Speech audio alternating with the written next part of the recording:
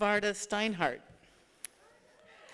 is the perpetually squashed mom who blogs at The Squashed Bologna, a slice of life in the sandwich generation. Active in the autism parenting community, she also writes for Hopeful Parents. Additionally, Varda is thrilled to be the producer of New York City's local Listen to Your Mother show.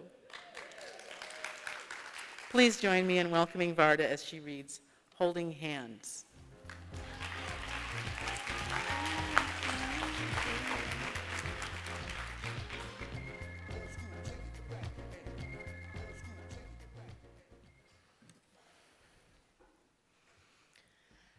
Today my mother was tired when I stopped in to visit, planning to take her downstairs to lunch. And while many a day I will coax and cajole, force her to rouse herself to rise to the occasion, today I didn't. I let her be. Why? Because I was tired too.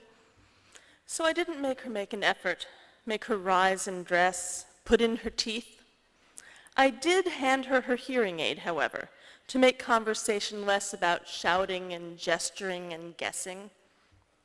And then I laid down beside her on the big, now half-empty bed, and I held her hand. And we talked. We talked about little things, about everything and nothing.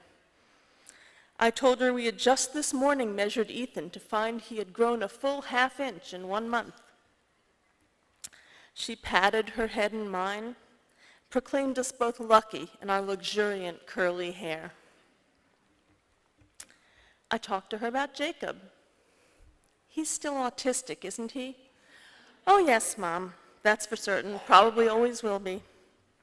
Her eyes softened, wishing there was something she could do or say, but finding nothing. But he's doing well? He's in a good school? Oh. He's in a great school, Mom. He's doing really well. They love him and they appreciate him. I'll bring him by to see you soon. He's been asking to see you.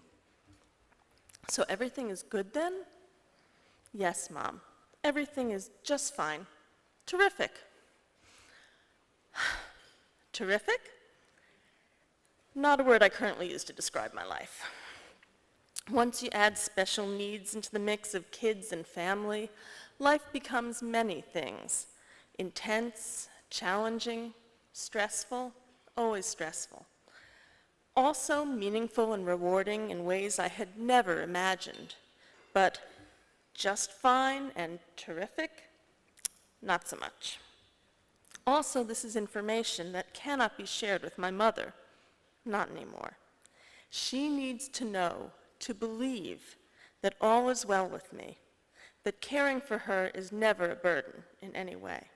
She would feel so guilty if she thought she were one more weight upon my life. She feels bad enough that it's me taking care of her now, instead of the other way around, that I'm washing out her underpants. So to her, my life needs to be and is just fine. Haven't found me a man yet, have you?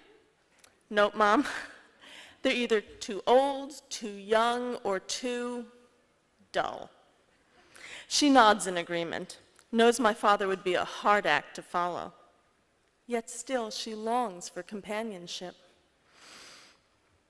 We lay side by side, a short arm reach apart, as I know she had lain for 51 years with my father on many a morning or evening, talking about everything and nothing, the easy rhythms of intimacy. I know this well in my own life with my husband, though in these frantic child-rearing years, our quietly together times are certainly fewer and farther between. And also with my son Ethan, who zealously hoards his bedtime talking time with me, needing so much to process his day before releasing it to slumber. I held my mother's hand. We talked of this and that, and then we drifted off, took a little sleep, a nap together, side by side, our fingertips bridging from daughter to mother. I'm going to be 89 soon, she'd said. Imagine that. I can. I do. I'm no spring chicken myself, you know. I planned to make it to 100. Then, shaking her head, not likely. Why not, I'd asked. Why not? She just smiled. We napped. I woke first, slipped my hand from her now lax fingers, stepped into the kitchen to do a little cleaning up after my formerly fastidious mother, who now sees no dirt. I came back to wake her, to say goodbye. There was so much to be done back across town in my own life, groceries to purchase, children to retrieve, encroaching domestic chaos to beat back. But first, I sat softly on the bed, gently clasped my mother's hand once again. I leaned over to gaze at her barely lined, still beautiful face. I whispered quietly, beneath the level of her dimmed hearing, "Why not 100? Why not?"